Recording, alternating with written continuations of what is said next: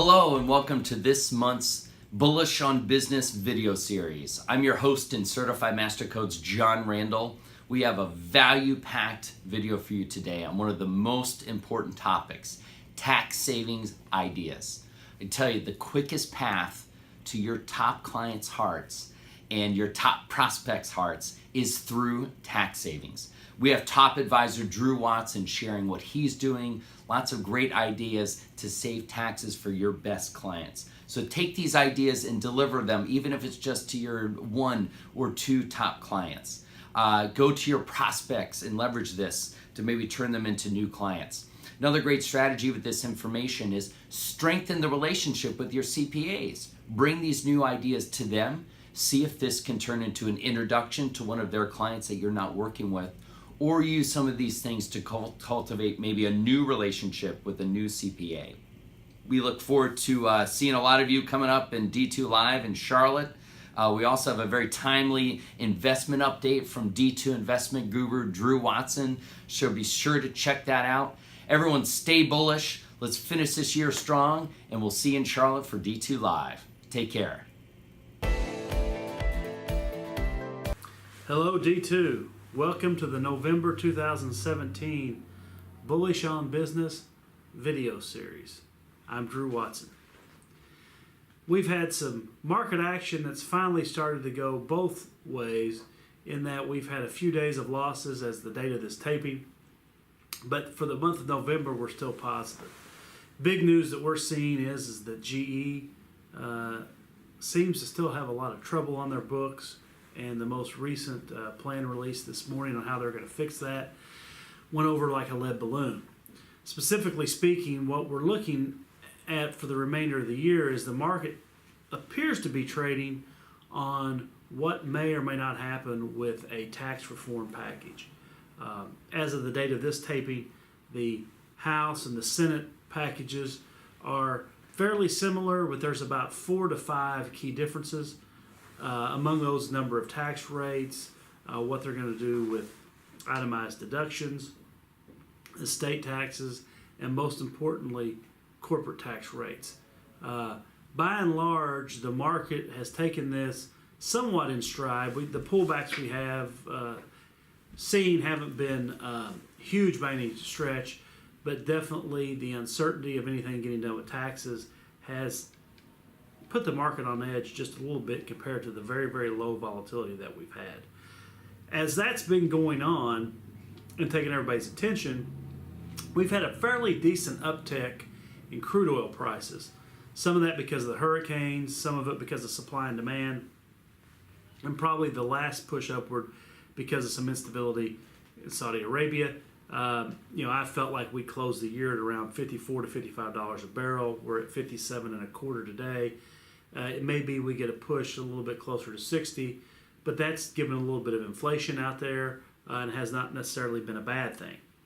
Also, rates have gone up steadily. I think the 10-year now is just under 240. It's about 2.39%. 3-month T-bill is about 1.21, 1.22. So we're seeing rates climb as we get in close to the end of the year. I would not be surprised if we get a little bit of profit taking and tax selling prior to year end, maybe late November, early December, and then people look to rebalance the book going into 2018. Most everything that we read indicates that at some point we'll have a pullback in the market in the future, typically driven by increased interest rates. This year things have gone well, even though rates have gone up. I think the important thing to be aware of is the pace of the change of rates. The interest rates this year have gone up at a kind of measured pace. I think if that starts running away from the Fed and rates start going up much faster, I think we could see a different story out there than what we've seen to this point. Tech continues to lead the way along with healthcare. As rates have gone up, financials have gained some traction, and energy is still a laggard for the year, although the recent uptick in crude prices have helped to cut some losses there and pare their losses to help for a better year. strangely enough, I think one of the areas that typically gets hurt when rates go up is REITs. The ones that we track have had okay years, really nothing terrible to speak about there. But I would be watching that area to make sure that things are going the way you want them to.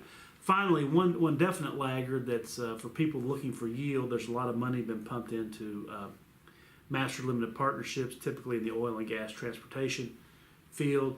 I think some of that, even though commodity prices have gone up, the higher interest rates and interest funding costs have seen those stocks perform pretty poorly compared to the market as a whole. And I think they're looking for bigger projects to come online with liquefied natural gas, probably to bail them out of this. So we'll keep you posted and see what goes on with tax reform in D.C. But until then, have a wonderful Thanksgiving and a great Christmas season with your family. Let's talk tax savings ideas and how to get in front of your high net worth clients.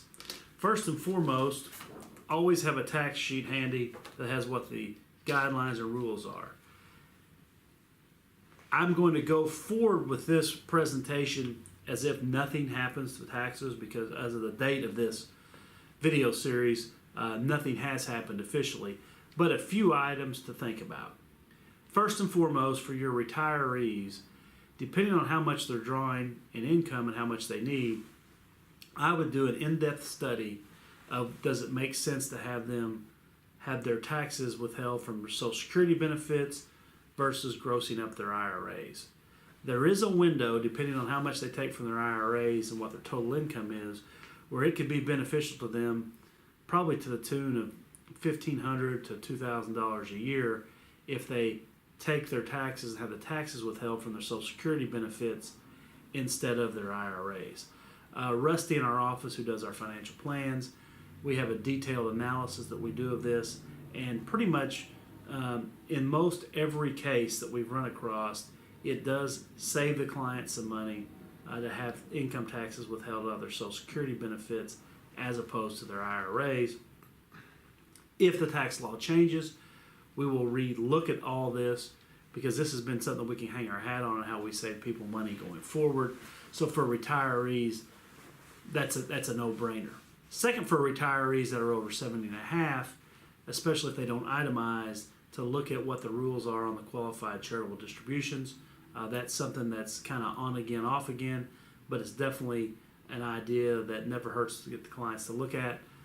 You can kind of build a lot of goodwill by remembering who their favorite charities are, and do that from their required minimum distribution amounts in years where that is deductible.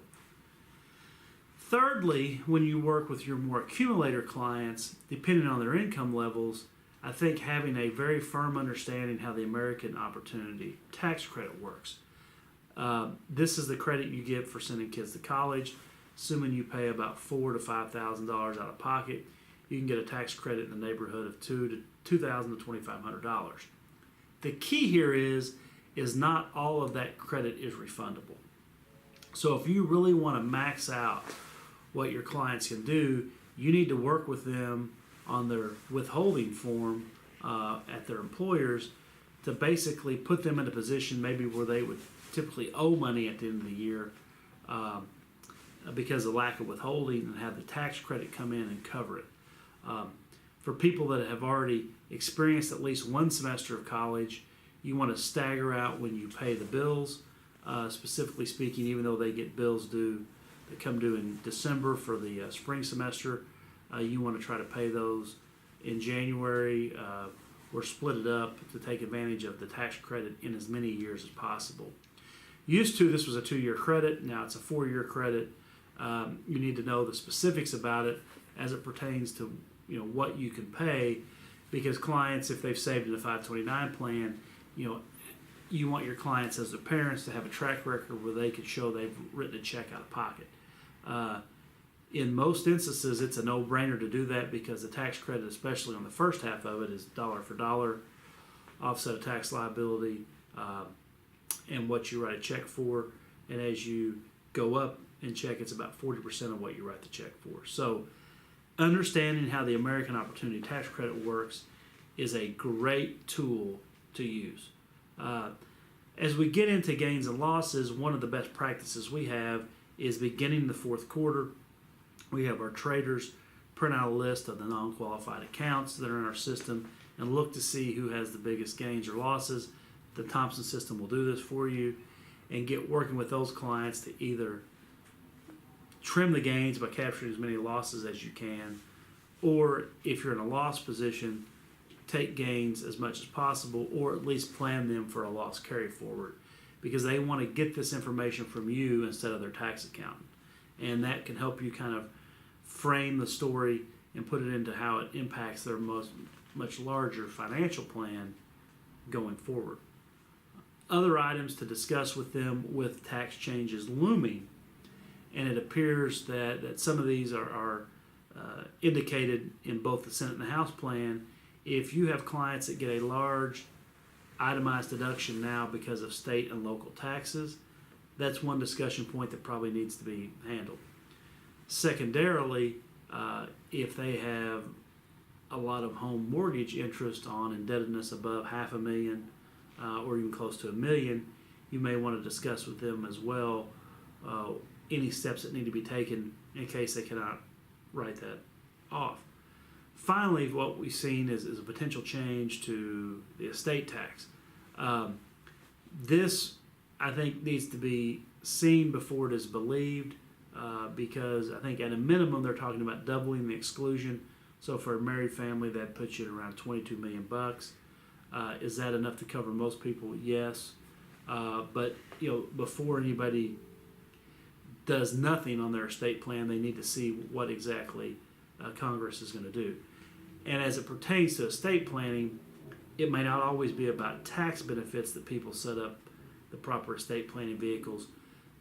There's other lifestyle choices, I think is the best way to put that they may be using to plan their estate. We will see how this all shakes out in the coming weeks or months as we get to some type of discussion point. What I'll end with this is the flow-through entities. As it stands now, your flow-through entity income is taxed at ordinary rates. One thing to take advantage of now is, because those ordinary rates are pretty high, is can that person, even if they have another job, set up some other type of retirement plan to defer more income, as it were, than what they're doing just in a 401k plan.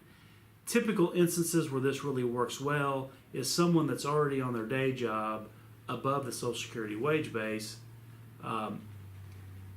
because they've paid in the maximum Social Security. Even though they're Schedule C or flow through, they may have a little bit more self-employment tax. It will all end up being basically Medicare at the end, and the other additional payments in would go to just normal federal liability.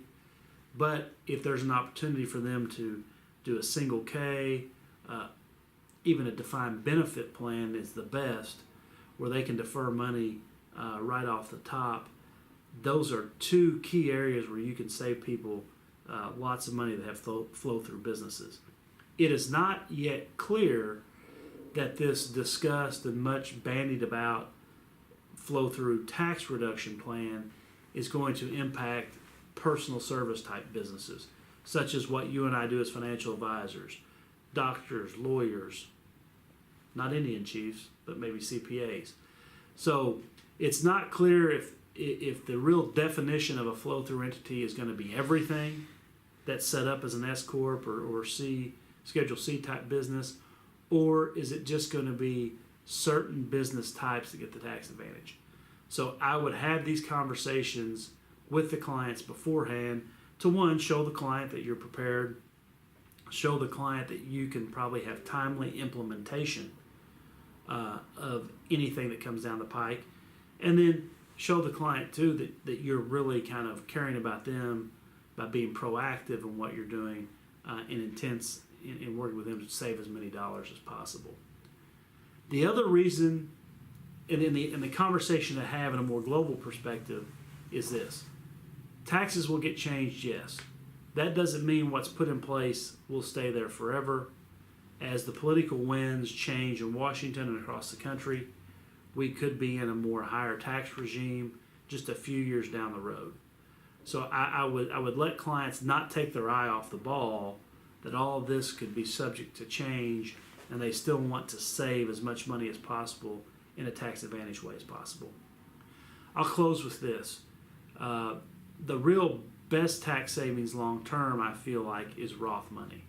For your higher income earners, that's sometimes impossible to get, but I would also look at and really explore with each client, does their 401k plan allow after-tax contributions?